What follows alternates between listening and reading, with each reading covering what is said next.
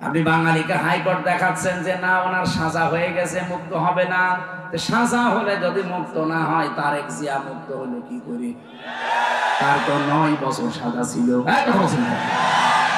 তারেক জিয়ার স্ত্রী জোবাইদা, তার 3 বছর সাজা ছিল, তারা মুক্ত হলো কি করে? লুৎফুজ্জামান বাবরের 17 বছর পরে যদি ফাঁসির আসামি বের হতে পারে, তারেক জিয়া সাহেবের বন্ধু গিয়াসউদ্দিন মামুন 17 বছর পরে যদি বের হতে পারে, ইনার কি হয়েছে? ওনাদেরকেও মামলা হাসিনা দিয়েছিল, ইনাকেও মামলা হাসিনা দিয়েছে।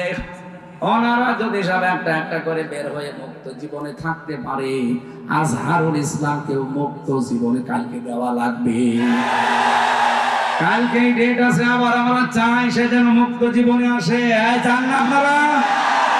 কারা চান দেখে? দেখেন তো, হাত তোলেনি কেন? হ্যাঁ, এটা রাজনৈতিক বিষয়, এটা আমার ইমানের সাথে সম্পৃক্ত। কথা বলেন।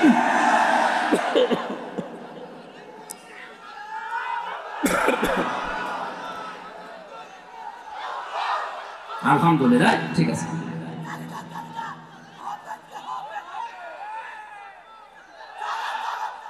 ঠিক আছে।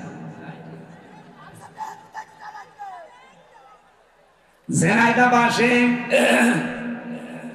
আল্লাহর ওয়াদা ছিল যাদের ভেতরে ঈমান থাকবে আর যারা যোগ্য এবং সৎ হতে পারবে, এই মানুষগুলোর জন্য সামনে ক্ষমতার চেয়ার অপেক্ষা করছে।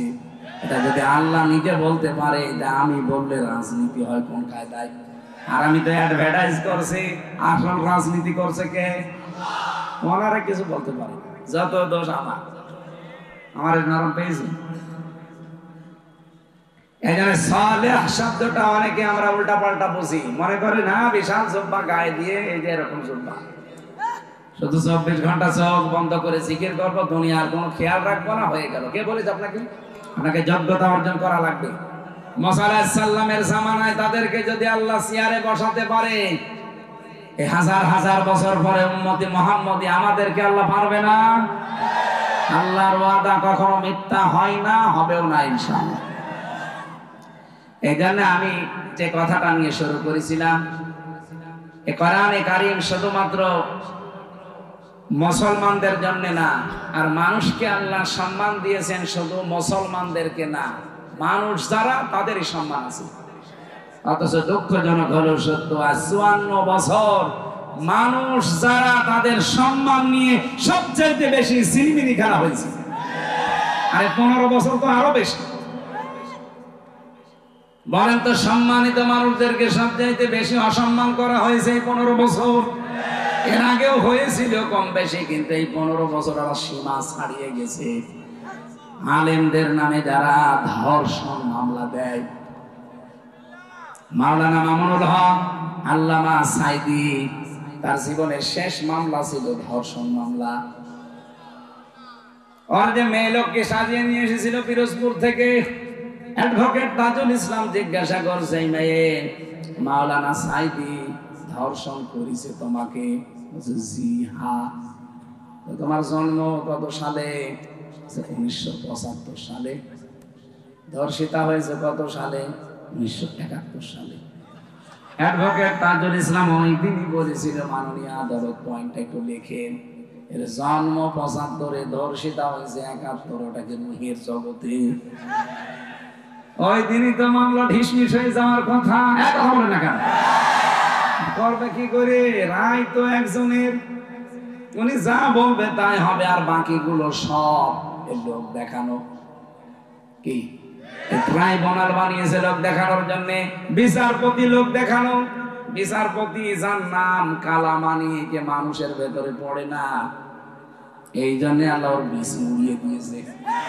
আমি নিচে নামলাম না, এমনি বিসি উড়িয়ে গেছে। বলছে আল্লামা সাইদিকে আমি ফাঁসি দিতে পারিনি, এই জন্য জীবনে আমার আফসোস। আল্লাহ ওর আফসোস জীবনে ঘুষিয়েছে।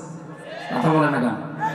কলার পাতা শুয়েছিল, গলায় গামছা দিয়ে টানতে টানতে চোরের মতো নিয়ে এসেছে। ওই দিনই মামলা শেষ হয়ে যাওয়ার কথা, কিন্তু না, দেয়নি। কারণ বললাম না সবই সাজানো।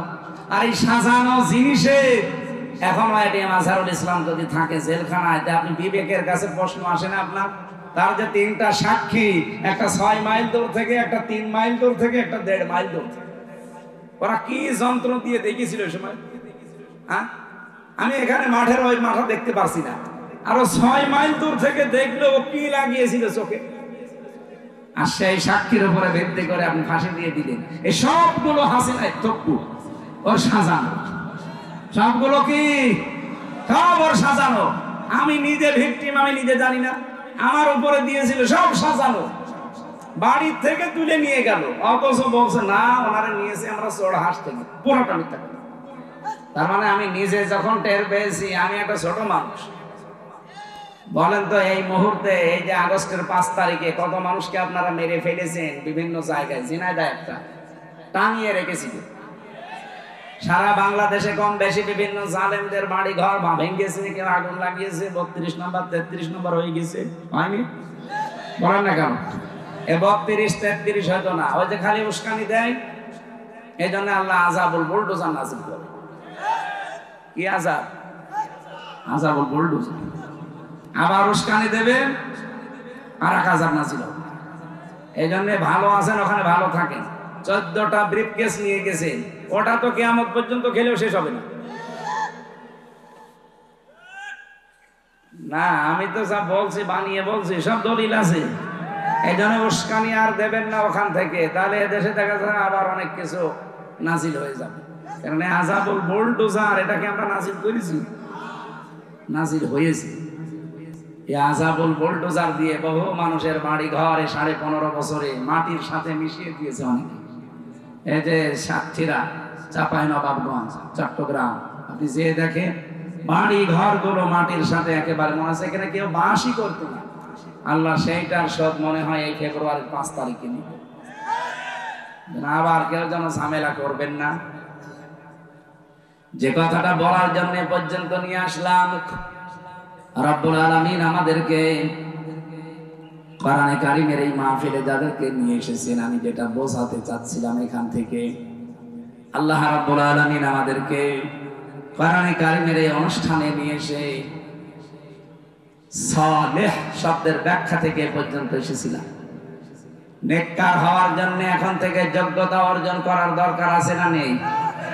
যে যে জায়গায় আছেন এখান থেকে তাকে যোগ্যতাশালী হওয়া লাগবে, যোগ্যতা সম্পন্ন হওয়া লাগবে। আল্লাহর ওয়াদা আল্লাহ পালন করবেন সামনে ইনশাআল্লাহ। যেহেতু ওনারা অবৈধ ছিল, ওনাদের রায়ও ছিল অবৈধ, এই জন্য আমরা চাই নিরপরাধ কোন মানুষ এই 15.5 বছরে যারা মিথ্যা মামলা, মিথ্যা সাক্ষীর কারণে জীবনটা নষ্ট হয়ে গেল, খুব তাড়াতাড়ি তাদেরকে মুক্ত বাতাসে ছেড়ে দিন। কারণ যারা রায় দিয়েছে তারাই তো নেই, আপনি এনেকে রাখবেন কেন? দরুদ আর সালাম পড়ছি মুহাম্মদুর রাসূলুল্লাহ। আমি যে কথাটা বোঝাতে চাচ্ছিলাম, মানুষ, সম্মানিত মানুষদেরকে সম্মান করা লাগবে। নবীজি মসজিদে নববীতে বসেছিলেন, দেখলেন একটা লাশ চলে যাচ্ছে, বিশ্বনবী দাঁড়িয়ে পড়লেন। সাহাবীরা বলে হুজুর দাঁড়াবেন না, এটা ইহুদির লাশ। নবীজি বললেন ইহুদি তাতে কি হয়েছে, ওটা তো আল্লাহর বান্দা। আমি তো দাঁড়িয়েছি আল্লাহর বান্দার সম্মানার্থে। সুবহানাল্লাহ বলতে পারেন না? নবীজির মতো মানুষ যদি একটা ইহুদি মরে গেছে তার লাশ দেখে দাঁড়িয়ে যেতে পারে, আর আমরা মুসলমান, সৃষ্টির শ্রেষ্ঠ সৃষ্টি মানুষ, তার ভেতরে খায়রুল বারিয়া, যাদের ঈমান আছে তারা, যারা মুসলিম, এদের সাথে যে আচরণ করলাম, আপনি বিবেকের কাছে প্রশ্ন করে দেখেন। নবীজি ইহুদি দেখে দাঁড়িয়ে যান, আর আপনি মুসলমানদেরকে আরো দাবিয়ে দেন। আল্লাহ আমাদেরকে মানুষকে সম্মান করার তৌফিক দান করেন।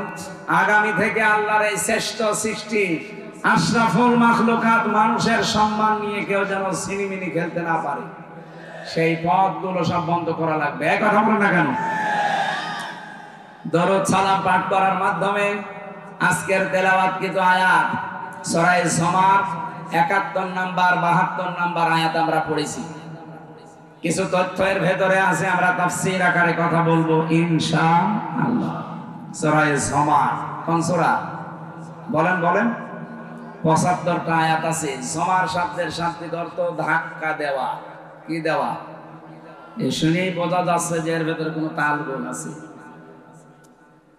আল্লাহ রাব্বুল আলামিন সূরা সামারের ৭১ নম্বর আয়াতে কাফের যারা কিয়ামতের ময়দানে এই মানুষগুলো যখন উঠবে, ফেরেশতাদেরকে বলবে এদেরকে ধাক্কা দিতে দিতে জাহান্নামের দিকে নিয়ে যাও।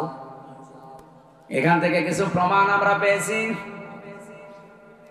আমি বহু জায়গায় ঝিনাইদহ জেলাতে বলেছি যে জাহান্নাম আমরা অনেকে মনে করি ৭টা, জাহান্নাম একটা, এর স্তর বা দরজা ৭টা। যে যেই ধরনের দুনিয়ায় অপরাধ করবে আল্লাহ পাক তাকে ওই ধরনের জাহান্নামে স্থান দেবে। এজন্য আমরা এমন এমন কাজ করতে চাই যেন জাহান্নামে না যাওয়া লাগে। কারণ এই যে ৭টা জাহান্নামের জন্য আল্লাহ কাজ আলাদা আলাদা দিয়েছেন।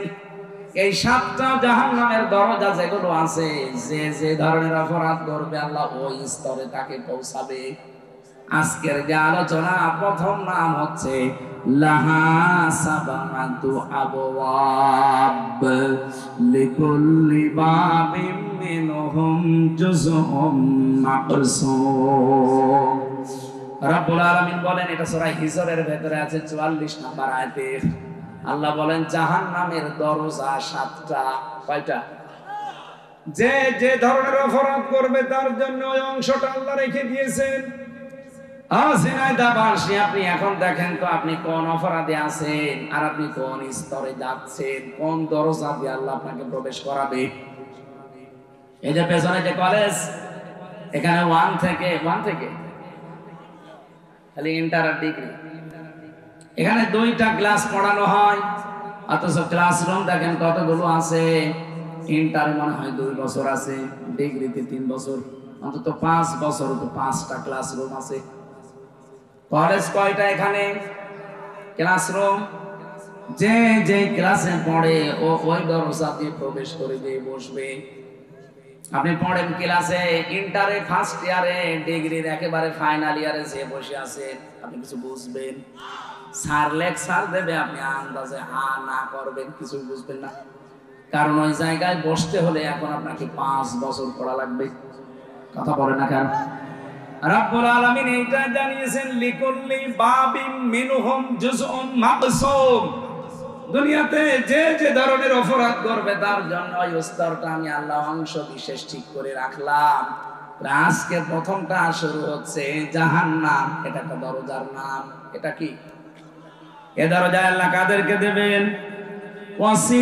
ওয়াসিকাল্লাযীনা কাফারু ইলা জাহান্নামা যুমারা।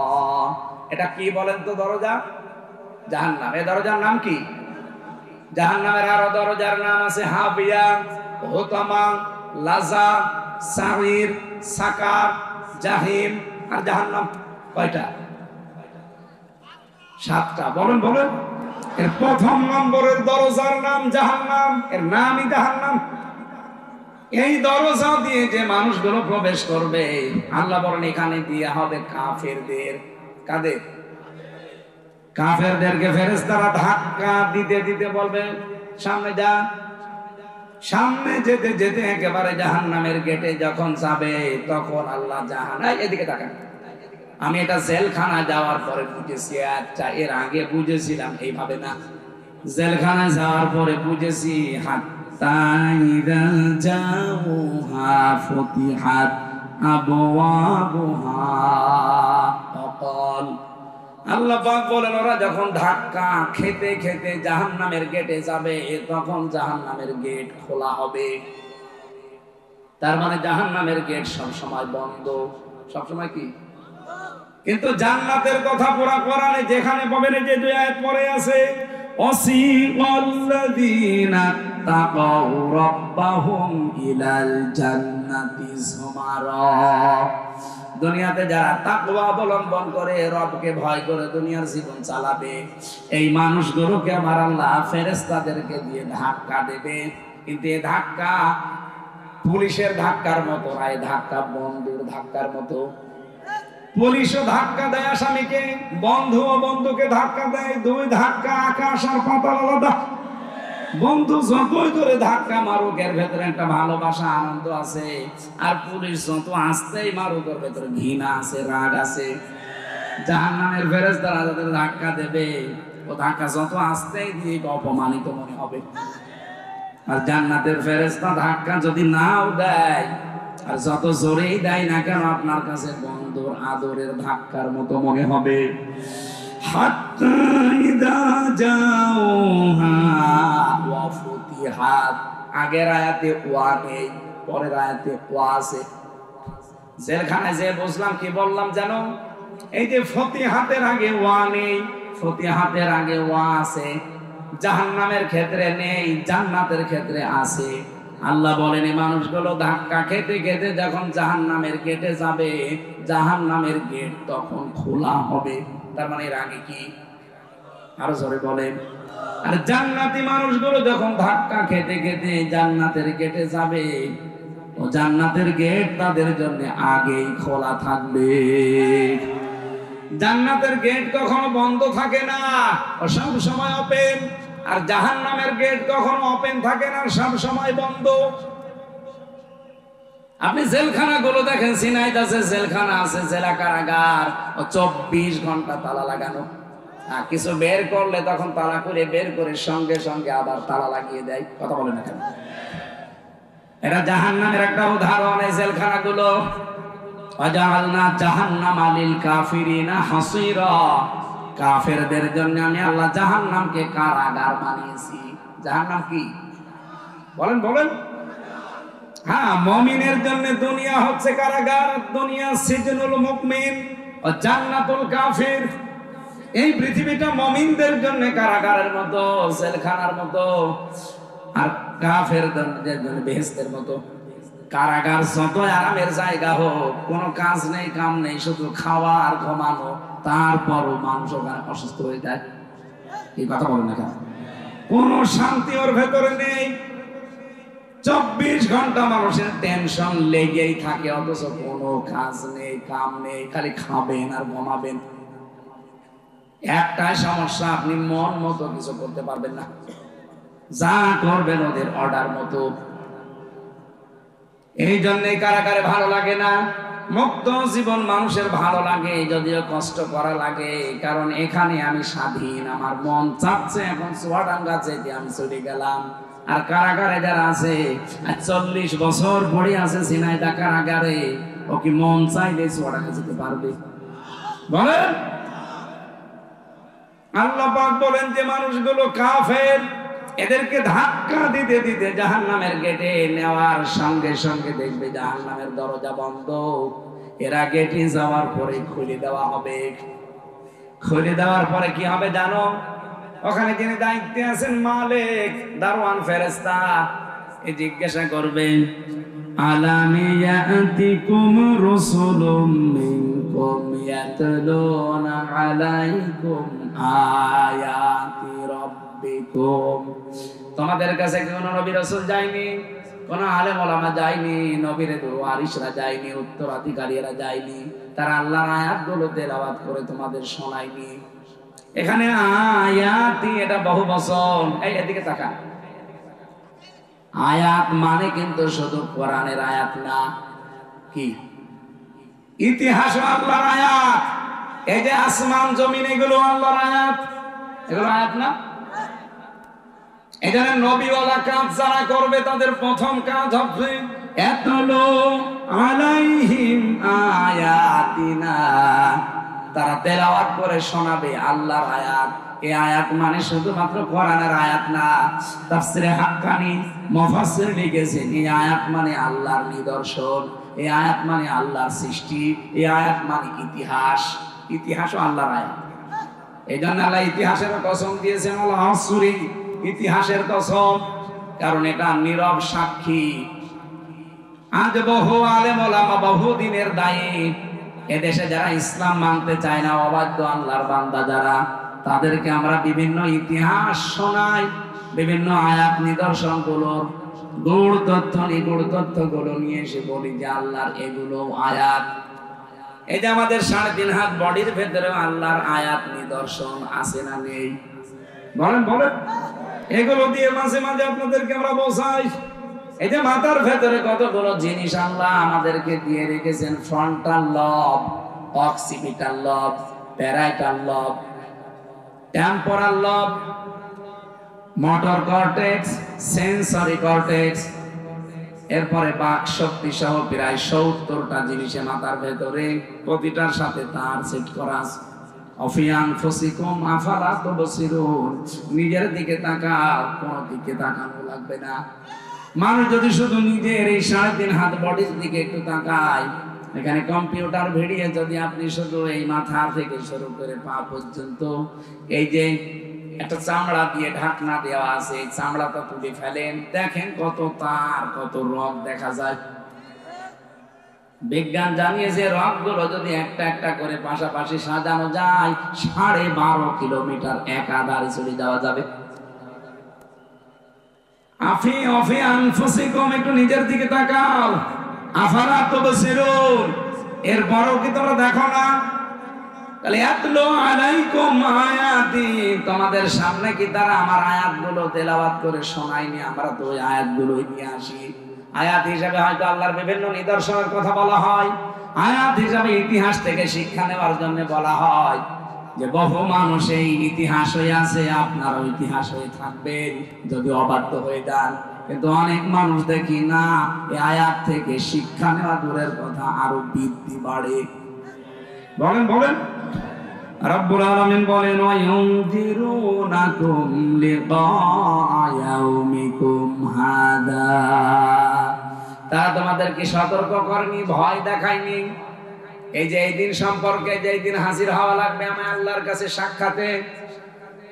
বাংলার মুসলমানেরা, আমাদের জীবন এইটাই কিন্তু শেষ জীবন না, এরপরে একটা সাক্ষাতের জীবন আছে না নেই?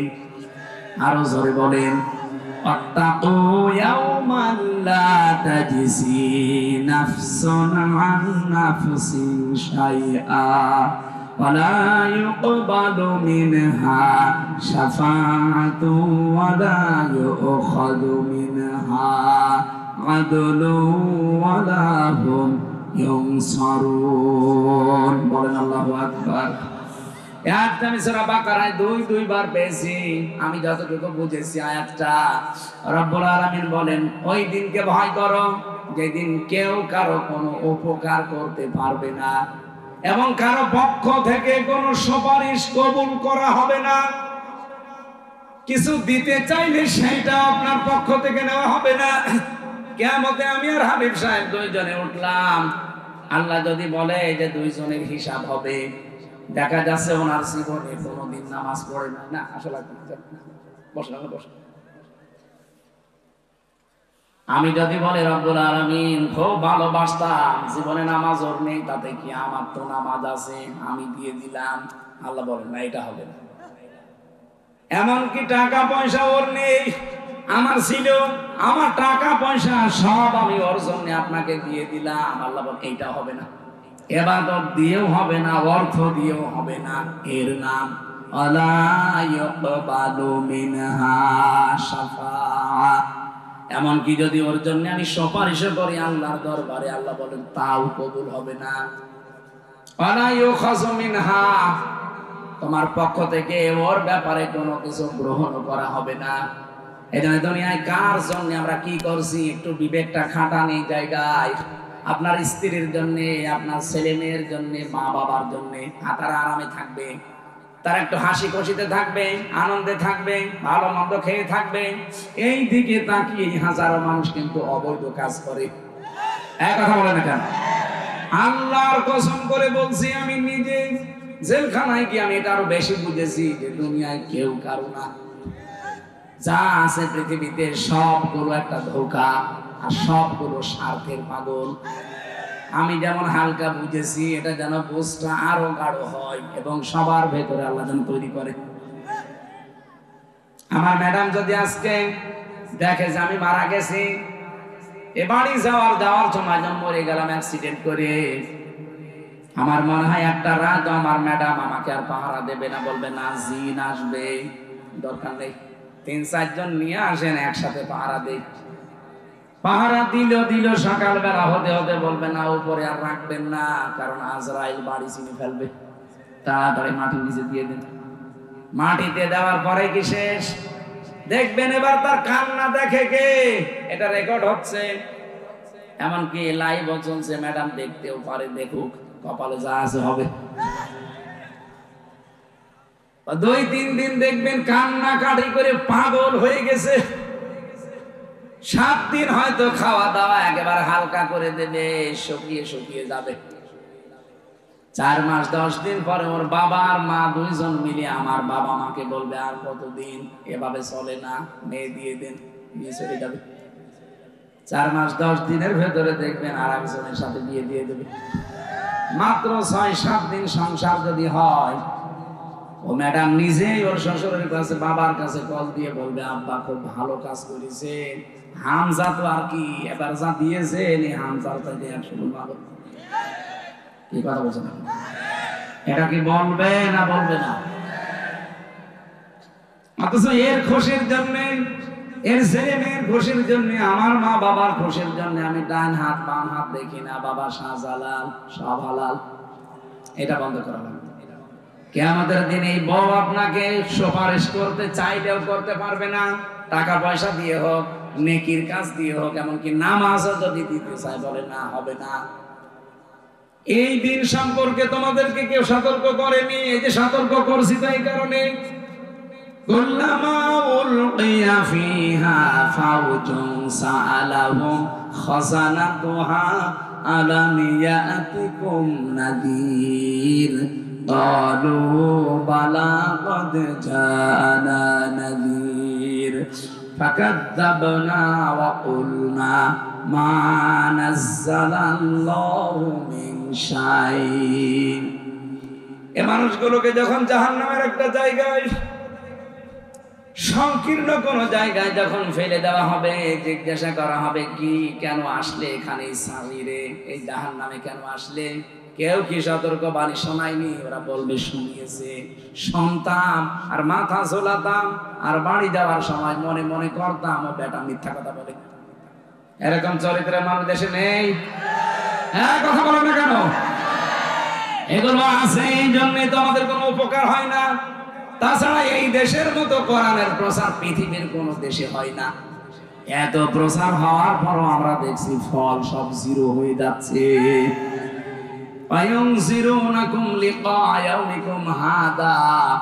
এই দিন সম্পর্কে যখন সতর্ক করেনি যে এখানে সাক্ষাৎ একটা আছে,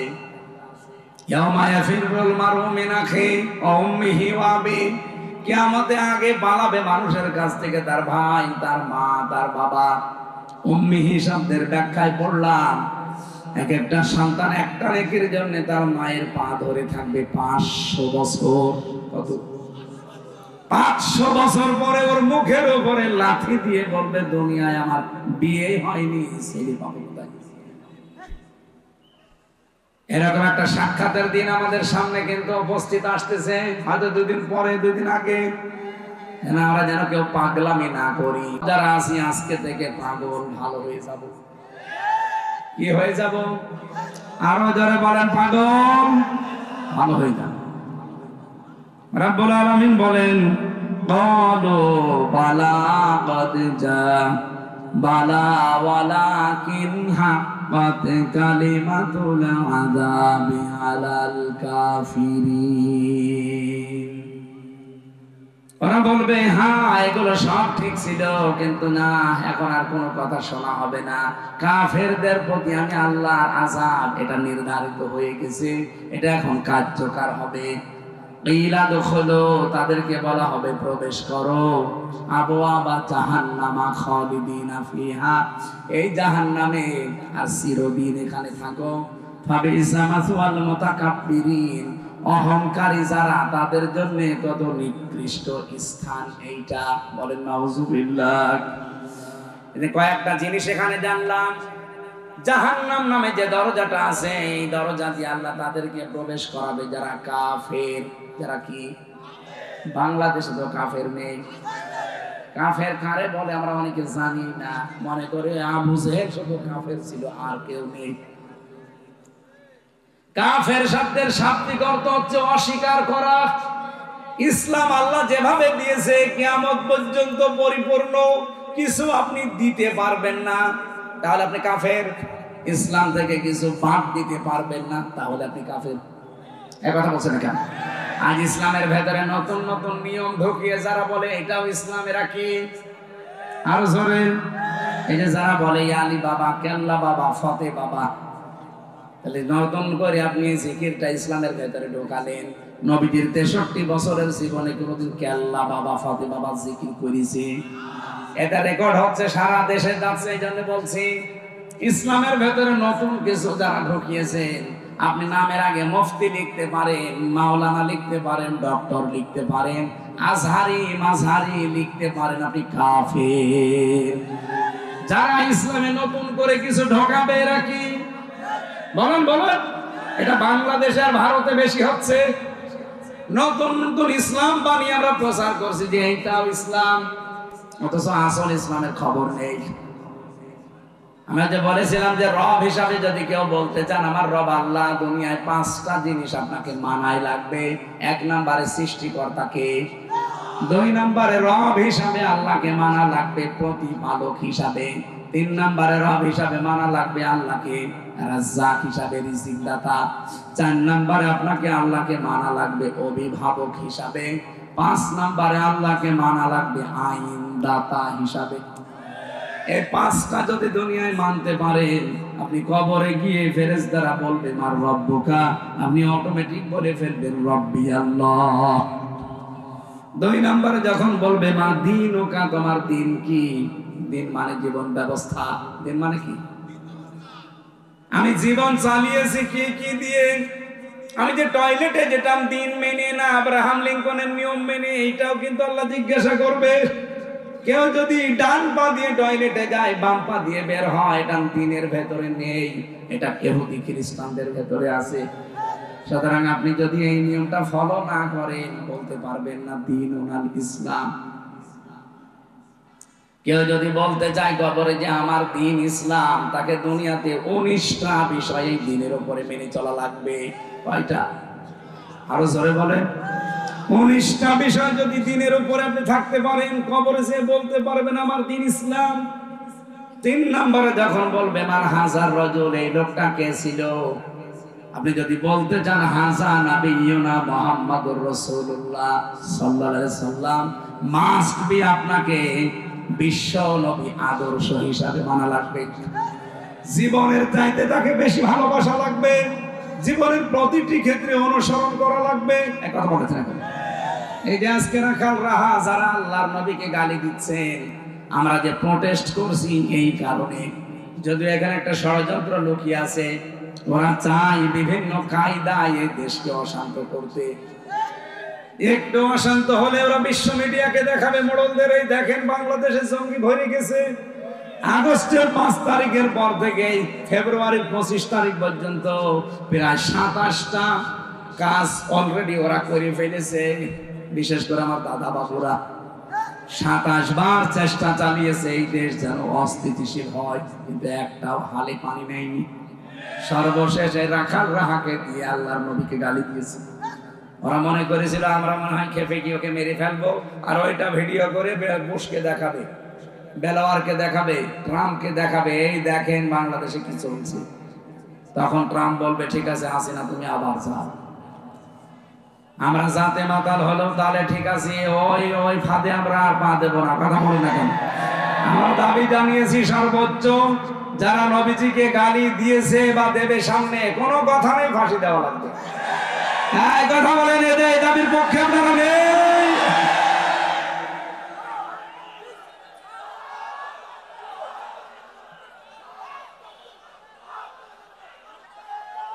আলহামদুলিল্লাহ ভাই, এটা আমাদের ইমানের দাবি, কারণ জীবনের চাইতে আমরা রাসূলুল্লাহকে বেশি ভালোবাসি। এই কথা বলেন না কেন? বলেন।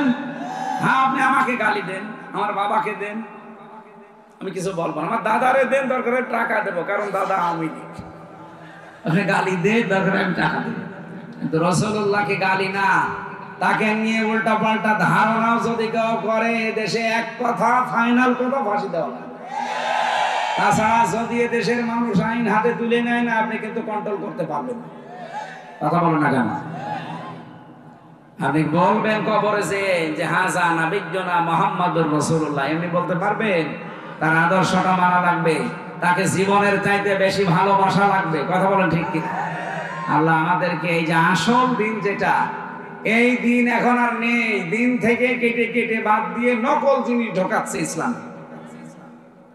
আর যারা দিন থেকে কোনো কিছু বাদ দিতে চান তারাও কাফের। যারা এই কথা বাংলাদেশে অলরেডি বলছেন যে কোরআনের সাথে রাজনীতির সম্পর্ক নেই, আপনি কাফের হয়ে গেছেন। আপনি যাই মনে করেন, কারণ এখানে 918 জায়গায় কোরআনের আয়াতে আছে রাজনীতি করা লাগবে ইসলাম দিয়ে। আর আপনি বলছেন না সম্পর্ক নেই। আপনি কি বেশি বলছেন কোরআনে?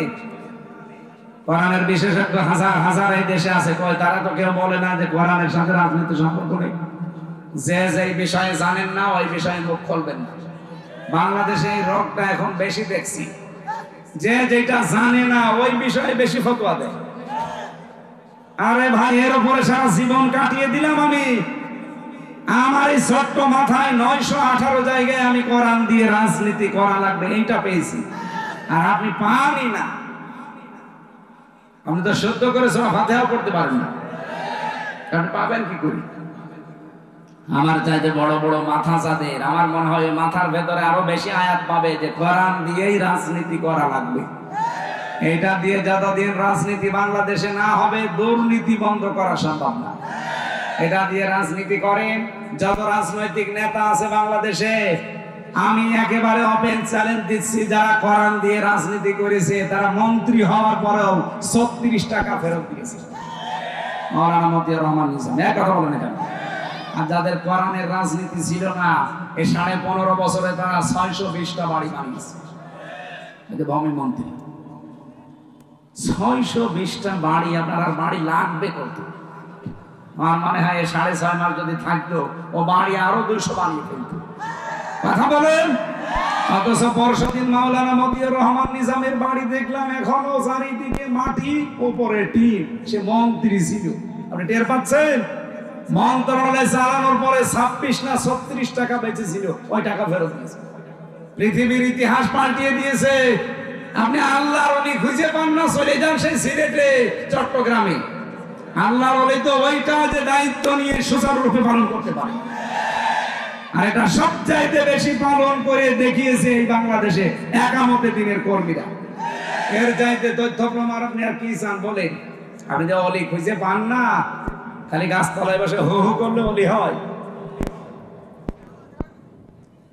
আমার ভাইরা, আমি যেটা বোঝাতে চাই, এখান থেকে ইসলাম থেকে আপনি কিছু বাদ দিতে পারবেন না। যদি দেন, আপনার জীবন দুর্নীতিতে ভরে যাবে। আমরা এইটাই 54 বছর ধরে ধরে দেখছি। কথা বলেন ঠিক কিনা? যাদের রাজনীতি ইসলাম দিয়ে হয় না, একটা মানুষকে দেখান সে লোকটা সৎ আছে, বলেন না ওনার ব্যক্তিগত, কিসের ব্যক্তিগত? হাজার হাজার কোটি টাকার মালিক একজন ব্যক্তিগত কিভাবে হয়? 5,000 টাকা থাকলে ভয় করে, কখন না জানি দুদুক আসে। আর 5,000 না 50,000 কোটি টাকার মালিক এক একজন। রূপপুর পারমাণবিক কেন্দ্র থেকে এক মহিলাই নাকি টাকা নিয়েছে 76,000 কোটি। কয়েকদিন আগে একটা ভিডিও দেখছিলাম, যিনি পালিয়েছে উনি বলছে খালি মানুষ আমারই গালি দেয়, আমারই দোষ, আমার বোনের দোষ নেই, ও যে এই করেছে। ওনারও দোষ আছে, কিন্তু ওনারটা মানুষ জানে না, তাই গালি দেয় না। আপনারটা জানে তো বেশি, কারণ আপনি আয়না ঘরের সাথে জড়িত।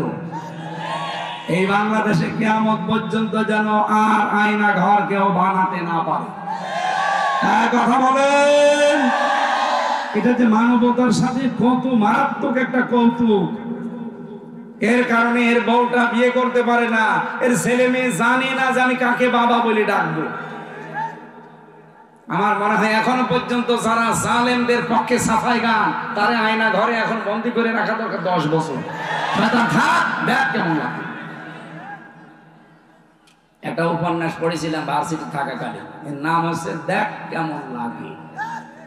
আমার মনে হয় এখন যারা জালেমের সাফাই গায় তাদের এটা করা দরকার, দেখ কেমন লাগে। দেখ আজকে 4-5 জন আল্লাহর ওলিকে নিয়ে যাচ্ছে আদালত থেকে, কিন্তু লজ্জা নেই। 4-5 জনকে দেখলাম খিলখিল করে হাসতেছে।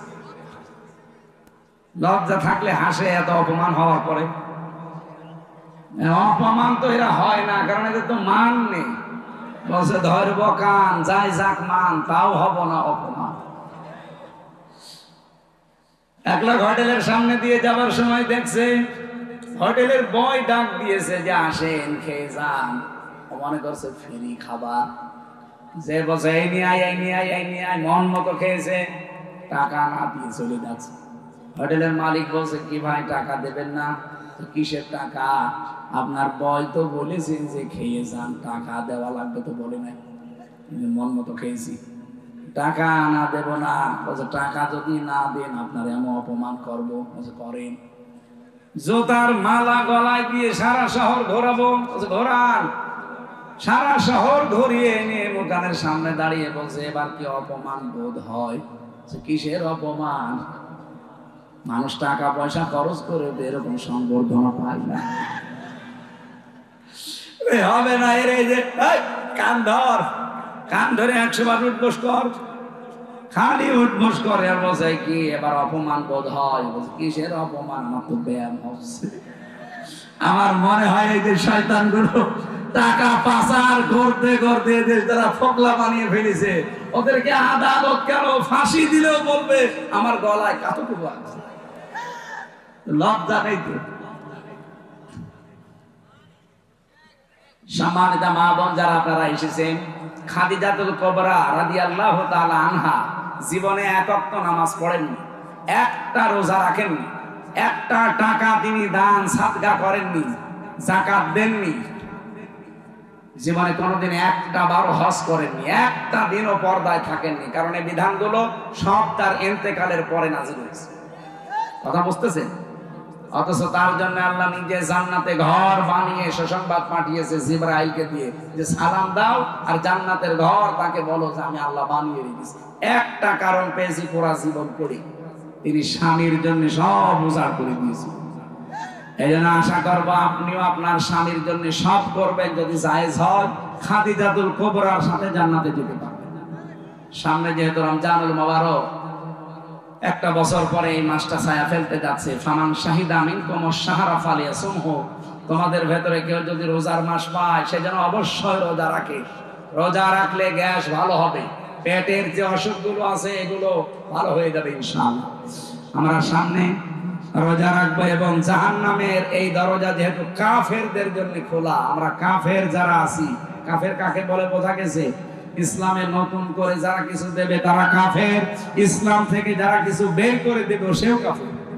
আল্লাহ এই গুণ থেকে আমাদের হেফাজত করুন। কিয়ামতে আল্লাহর সাথে সাক্ষাৎ হবে, এটা যেন আরো দৃঢ় করে দেন। বলেন আমি।